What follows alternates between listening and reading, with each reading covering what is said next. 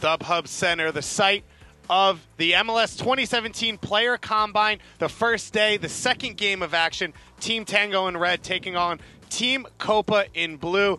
Abu Danladi, one of the big Generation Adidas players, putting on a big show early on. David Goldsmith with 2 goals. And Andrew, it was an exciting afternoon for a number of players. Jonathan Lewis and Abu Danladi, 2 of the bigger names. Yeah, those are the 2 standouts. And both of them Generation Adidas players, but Danladi a step ahead of everyone technically and physically, a guy with some real tools. But Goldsmith and Hansen also had good days for Team Tango. But then Team Copa found their moments now and then. A clearance here that wasn't quite right from GA signing Miles Robinson, but the volley just nowhere close on this play. A few players that people were looking out for. Andrew, Ja'Cory Hayes played a little bit deeper. We see the turnover there from him to lead to Joe Holland's long shot.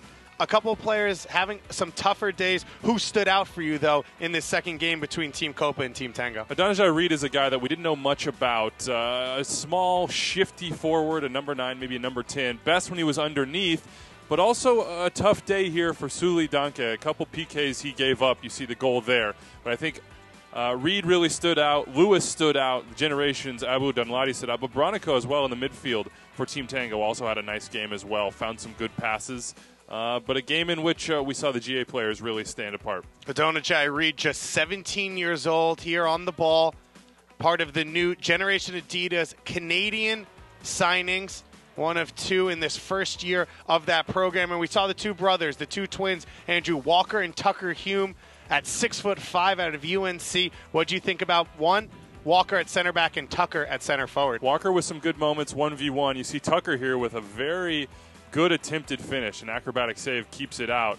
But a good save here as well, and this is Mfeka coming through, a USF Bull. Andrew, who has to do more? Because we're back Tuesday with the second day of action starting at 4:15 p.m. Eastern Time here on MLSsoccer.com. Who are you looking for to show a little bit more? Ja'Cory Hayes, I thought, had a good game to start, but faded a little bit. I'm not sure folks will look to see him in that defensive midfield role in day 2, maybe on the wing where he has a little bit more effect.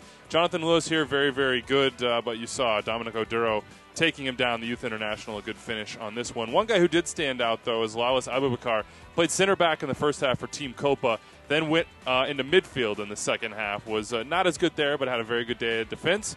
And you saw Brandon Wright draw that penalty kick, but it just wasn't to be for Team Copa. Well, as Ziggy Schmidt said for Nazim Bartman, if you're going to step up, you better make it. He wasn't able to put that one home, but he'll have another opportunity. 2 more full days of games coming up here at the StubHub Center on Tuesday and Thursday, all of it on MLSsoccer.com. And, of course, all your coverage throughout the Combine. And on Friday, 3 p.m. Eastern Time, the MLS Super Draft on MLSsoccer.com. For David Goss and Andrew Wiebe, stick to that website for all your info.